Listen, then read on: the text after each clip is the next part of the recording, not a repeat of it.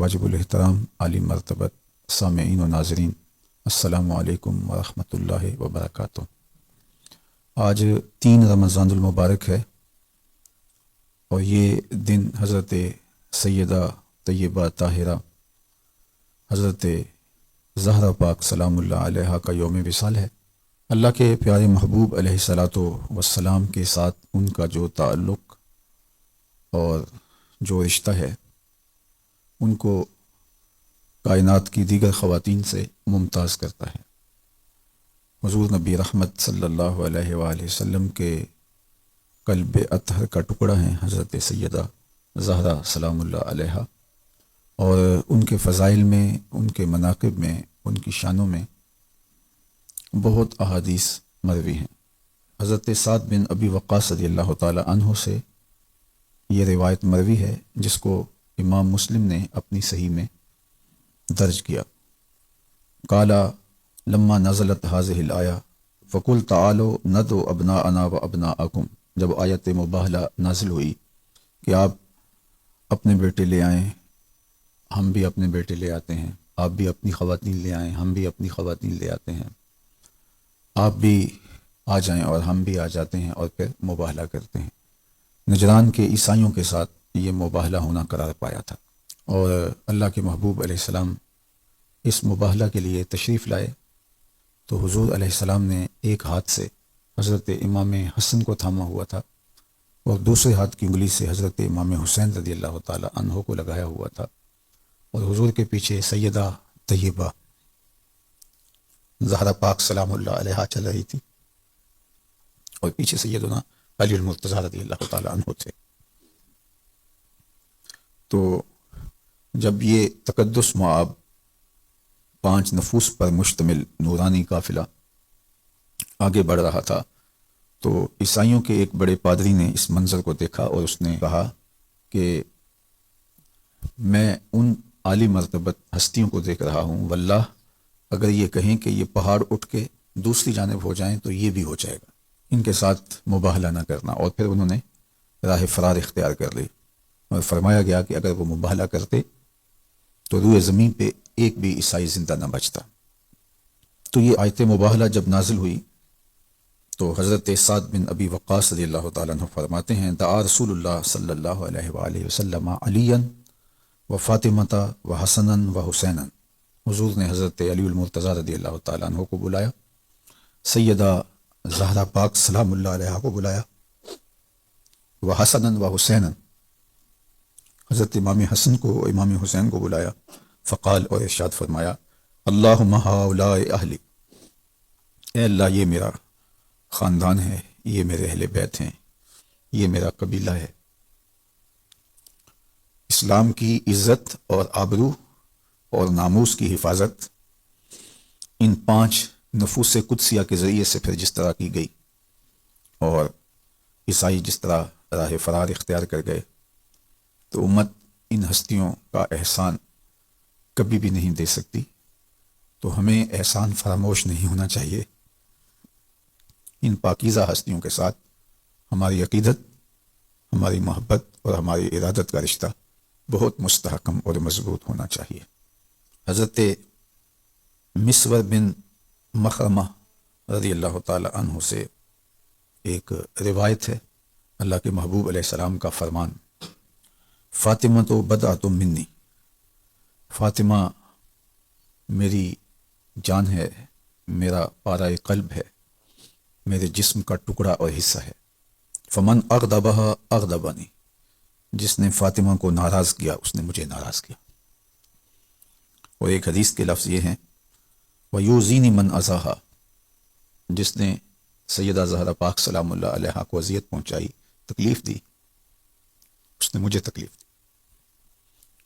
باپ کے لیے بیٹی اس قدر عزیز ہوتی ہے کہ اس کو سب سے زیادہ تکلیف اس وقت ہوتی ہے کہ جب اس کی بیٹی کو تکلیف پہنچائی جائے، اور ایک خاتون کے لیے، ماں کے لیے سب سے بڑھ کر رنج، صدمے اور دکھ کا مرحلہ یہ ہوتا ہے کہ اس کی اولاد کو تکلیف پہنچے۔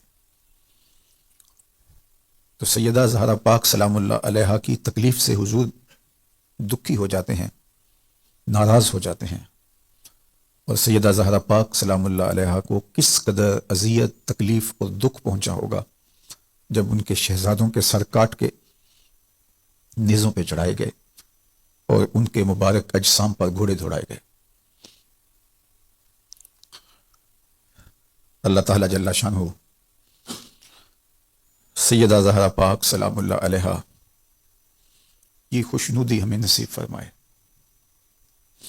وہ ناپاک لوگ جنہوں نے سبط پیغمبر کو، شہزادہ رسول حضرت امام حسین رضی اللہ تعالی عنہ کو شہید کیا، اذیت پہنچائی، ان کی توہین کی، ان کا سر انور نوک نیزہ پہ چڑھایا، ان کے رخساروں پہ اور ہونٹوں پہ چھڑیاں ماری، ان کے لیے ہمارے دل میں معمولی درجے کے اندر بھی ہمدردی اگر آ جائے تو پھر سمجھو کہ باطن اجڑ چکا ہے، ایمان رخصت ہو چکا ہے۔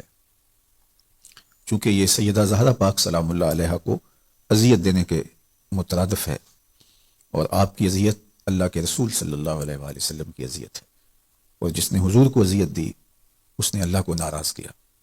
تو دیکھیے بات کہاں تک جاتی ہے۔ تو ہماری ساری عزتیں، ہماری آبروئیں سیدہ پاک سلام اللہ علیہا کے قدموں پہ قربان، اور اللہ تعالی ہمیں اور ہماری نسلوں کو اس عالی مرتبت خاندان کی نوکری نصیب رکھے۔ آج چونکہ ان کے وصال کا دن ہے تو آج ان کا ذکر کرتے ہوئے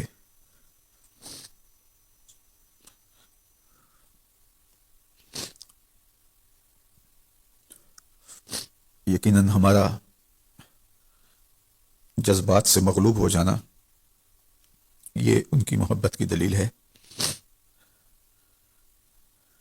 اللہ بارگاہ زہرا سلام اللہ علیہا میں ہماری حاضری اپنی بارگاہ میں قبول فرمائے۔ میں اس عنوان سے ایک اور روایت آپ کے سامنے رکھنا چاہتا ہوں۔ حضرت جمع بن عمیر رضی اللہ تعالی عنہ کہتے ہیں، دخلت ما امتی علی عائشہ، میں اپنی پھپھو کے ساتھ حضرت سیدہ طیبہ طاہرہ سیدہ عائشہ رضی اللہ تعالی عنہا کی بارگاہ میں حاضر ہوا۔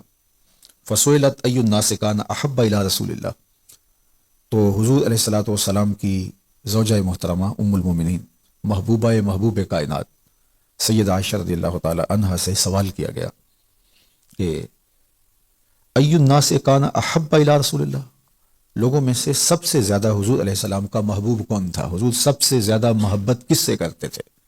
یہ کس سے پوچھا گیا؟ حضور کی زوجہ محترمہ سے۔ تو انہوں نے جو جواب دیا وہ سنیے۔ اور یہاں اہل بیت، حضور کی ازواج، اصحاب، حضور کی شہزادیاں اور حضور کے خاندان کے لوگوں کے مابین لوگوں نے جو کہانیاں گھڑی ہوئی ہیں اس سب کی نفی ہو رہی ہے۔ حضور کی زوجہ محترمہ کیا ارشاد فرماتی ہے؟ ام المومنین سیدہ عائشہ رضی اللہ تعالی عنہا کیا ارشاد کرتی ہیں جب ان سے پوچھا گیا کہ حضور سب سے زیادہ محبت کس سے کرتے تھے؟ قالت فاطمہ، تو کہا کہ سب سے زیادہ حضور حضرت فاطمہ سے کرتے تھے رضی اللہ تعالی عنہا سے۔ وقیل من الرجال، تو پوچھا گیا چلو یہ تو خواتین میں سے ہوئیں، تو مردوں میں سب سے زیادہ پیار حضور کس سے کرتے تھے؟ سب سے زیادہ محبوب حضور کا کون تھا؟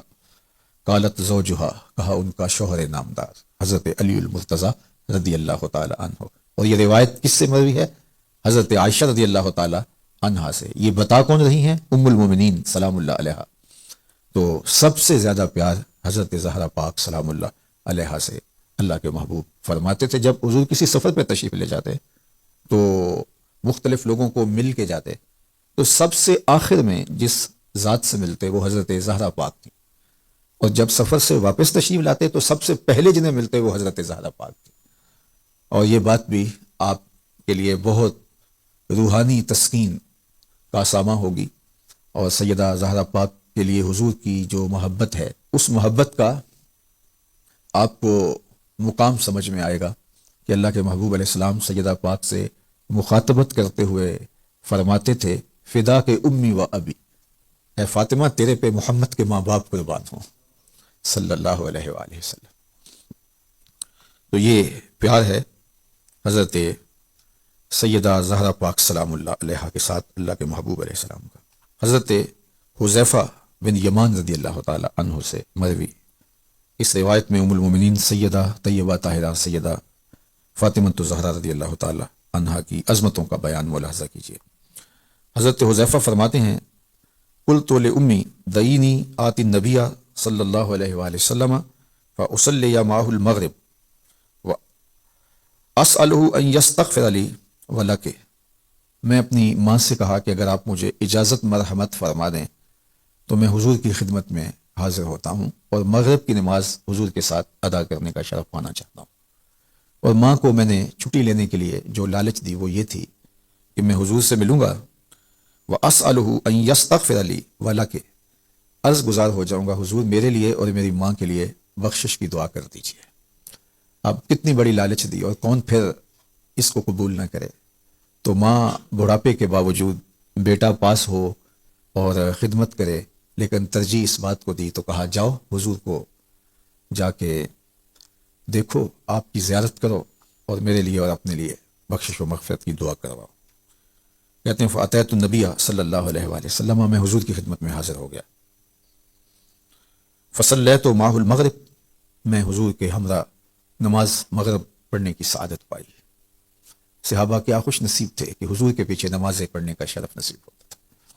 کبھی مجلس رسول میں بیٹھتے، کبھی حضور کو مسجد سے نکلتے ہوئے دیکھتے، کبھی مسجد میں داخل ہوتے ہوئے دیکھتے، کبھی قیام میں، کبھی رکوع میں، کبھی قعود میں، کبھی سجود میں، کبھی صفہ کے چبوترے پہ اہل صفہ کو دین سکھاتے ہوئے حضور کی زیارت کرتے، کبھی ممبر پہ دیکھتے، کبھی آقا کریم علیہ الصلوۃ والسلام سے ہم کلام ہونے کا شرف پاتے، کبھی حضور مسکراتے اور حضور کی مسکراہٹ سے پھیلتے ہوئے اجالوں میں زندگی گزارنے کے کرینے سیکھتے، غم غلط ہوتے اور خوشیاں ہی خوشیاں پھیل جاتی، بات کرتے تو خوشبوئیں نکلتی ان کے مبارک منہ سے۔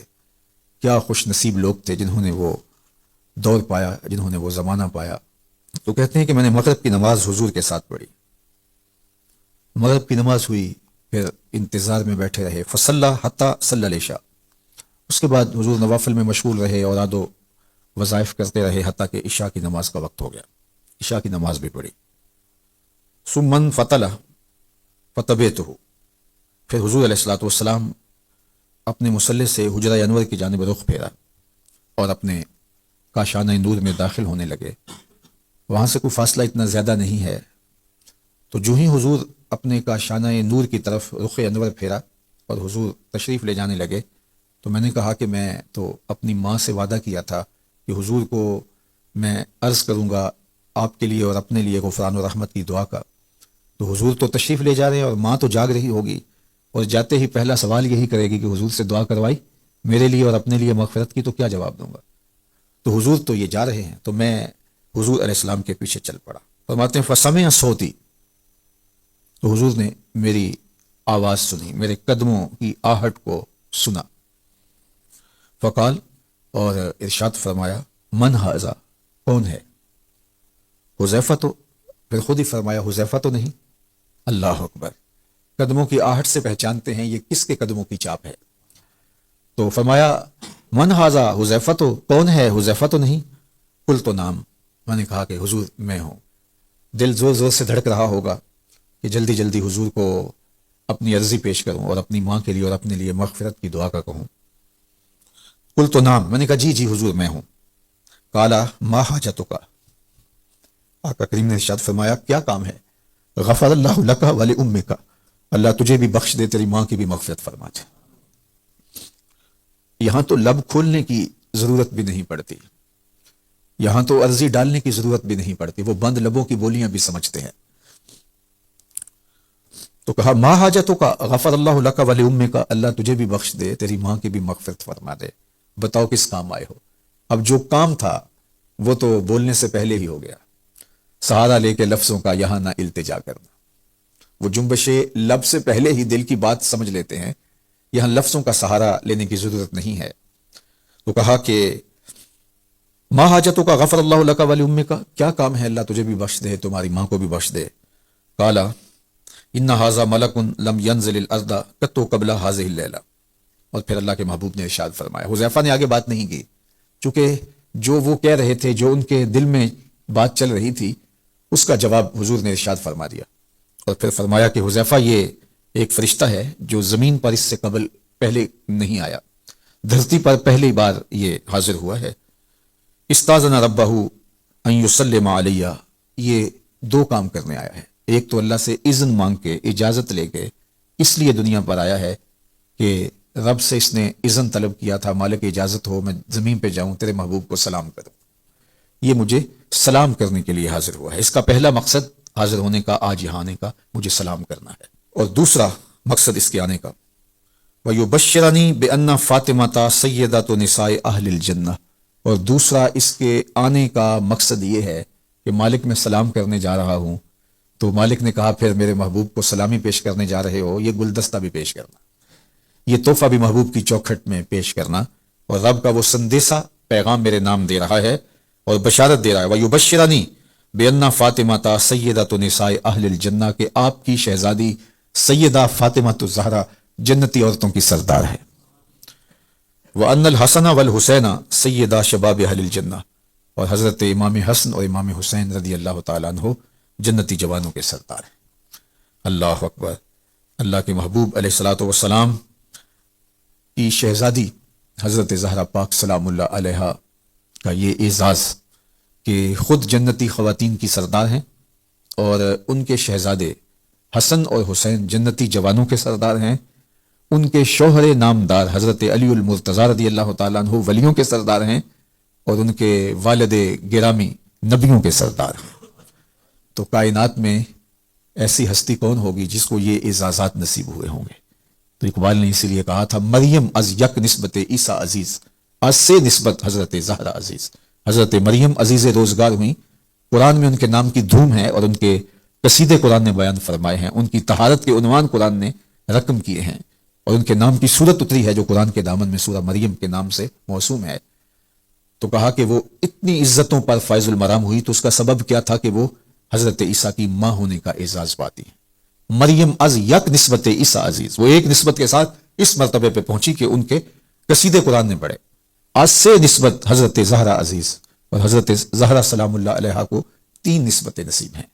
سب سے پہلی نسبت نور چشم رحمت للعالمین، امام اولین و آخرین، وہ حضور کی نور چشم ہیں، حضور کی آنکھوں کا اجالا ہے، حضور کی آنکھوں کی روشنی ہے، پارائے جگر رسول ہیں، قلب محمد کا ٹکڑا ہے صلی اللہ علیہ وآلہ وسلم۔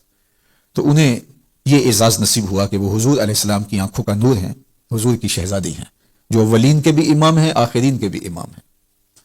دوسرا اعزاز ان کا یہ ہے، بانوے آں تاجدار حل عطا، مرتضی مشکل کشا شیر خدا۔ حضرت زہرا پاک کا یہ اعزاز ہے کہ وہ زوجائے محترمہ ہیں حضرت مولا مرتضیٰ کی، جو مشکل کشا بھی ہیں، جو مرتضیٰ بھی ہیں، اور شیر خدا بھی ہیں۔ اللہ اکبر۔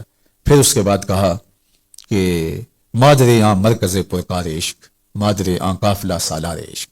ان کا اعزاز یہ ہے کہ وہ عشق پرکار کا جو مرکز ہے، یعنی حضرت امام حسن رضی اللہ تعالیٰ عنہ، امام حسین رضی اللہ تعالیٰ عنہ، وہ جو عشق کے سالار ہیں، عظمتوں کی معراج پہ فائز المرام ہستیاں جو ہیں، انہیں ان کی ماں ہونے کا اعزاز نصیب ہوا ہے۔ اور یہ بات ذہن میں رکھیے گا کہ حضرت امام حسین رضی اللہ تعالیٰ عنہ نے جو کربلا کے تپتے ہوئے ریگزار میں عظیمت کی انوکھی داستان رقم کی ہے، اور پائے ثبات میں لغزش نہیں آنے دی، جرت عظیمت کا استعارہ بن کے ابھرے، ظلم اور جبر کی آنکھوں میں آنکھیں ڈال کے بات کی، بھائی بھتیجے بیٹے بھانجے ان کے لاشیں کٹ کٹ کے گرتے رہے، لیکن ان کے حوصلے میں فرق نہیں آیا، اور اتنے لاشیں اٹھانے کے باوجود جب میدان عمل میں آئے تو دشمن تھر تھر کانپ رہا تھا۔ تو یہ جرت امام حسین میں کیسے آئی؟ تو اقبال کہتا ہے یہ شیر بطول کا اثر ہے، یہ زہرا پاک کی تربیت کا رنگ ہے۔ انہوں نے جو قرآن پڑھ پڑھ کے لوریاں دی تھیں، یہ اس کا اثر ہے کہ آج بیٹا نیزے کی نوک پہ بھی قرآن سنا رہا ہے۔ وہ صبر و تسلیم و رضا کے ماحول میں پرورش پانے والی سیدہ، جو قرآن پڑھتی اور چکی گھماتی اور پھر اس سے آٹا پیستی۔ تو جب ماں چکی پیستے ہوئے، آٹا تیار کرتے ہوئے درود پڑھے، قرآن کی تلاوت کرے، تو پھر بچے تو حسین ابن علی کے نقوش پاک کا نور ہی لیں گے، اور وہ اس خوبصورت ماحول کے اندر پروان چڑھنے والے پھر عظیمت کی انوکھی داستانیں ہی رقم کریں گے۔ تو اللہ تعالیٰ جل شانہ کی بارگاہ میں آپ سارے لوگوں کی آمین کے ساتھ دعا ہے کہ اللہ تعالیٰ جل شانہ ہمیں زندگی میں کبھی بھی معمولی درجے کی بے ادبی سے بھی محفوظ فرمائے۔ اہل بیت ہوں، اصحاب رسول ہوں، اولیاء کرام ہوں، مشاہیر امت ہوں، ہمیں ادب والوں میں رکھے۔ اگر آپ پوچھیں کہ دین کیا ہے تو اقبال نے 2 لفظوں میں کہا، دین سراپا سوختن اندر طلب، انتہائش عشق آغازش ادب۔ طلب محبوب میں تڑپنے کا نام دین ہے، ادب سے شروع ہوتا ہے، عشق پہ ختم ہو جاتا ہے۔ جو دین ادب سے شروع نہیں ہوتا وہ دین ہی نہیں ہے، وہ قابل قبول ہی نہیں ہے، وہ کوئی فلسفہ ہو سکتا ہے، دین نہیں ہے۔ اس لیے ہماری محبتیں اور عقیدتیں اہل بیت کرام کے ساتھ جو ہیں، یہ شریعت کا ہم سے تقاضا ہے، یہ محض ہماری طبع کا نتیجہ نہیں بلکہ شریعت کا ہم سے تقاضا ہے۔ اقبال نے ایک جملہ کہا تھا کہ از ولائے دودھ مانش زندہ، اللہ اکبر۔ کہتے ہیں کہ میں حضرت زہرا پاک سلام اللہ علیہا کے بیٹوں کی محبت کی وجہ سے ہی تو زندہ ہوں۔ از ولائے دودھ مانش زندہ، در جہاں مثل گوہر تابندام، اور اس جہان کے اندر جو موتی کی طرح چمک رہا ہوں، اور میرا نام لوگوں کو جو ہے وہ عزت سے لینے کا جو اللہ کی طرف سے ذہن دیا گیا ہے، تو کہا وہ اس وجہ سے ہی ہے کہ میں سیدہ زہرا پاک کے بیٹوں کی محبت اور ان کے پیار میں اپنی زندگی کو لگایا ہے۔ اللہ تعالی ہم سب کو اس عالی مرتبت خاندان کی محبت کا نور نصیب فرمائے، اور سیدہ زہرا پاک کے نوکروں میں ہمیں رکھے، اور ہماری بیٹیوں کو، ہماری بہوؤں کو، ہماری ماؤں اور بہنوں کو اللہ زہرا پاک کی کنیزوں میں شامل فرمائے۔ وصلی اللہ تعالی علی النبی الامین وآلہ وصحبہ۔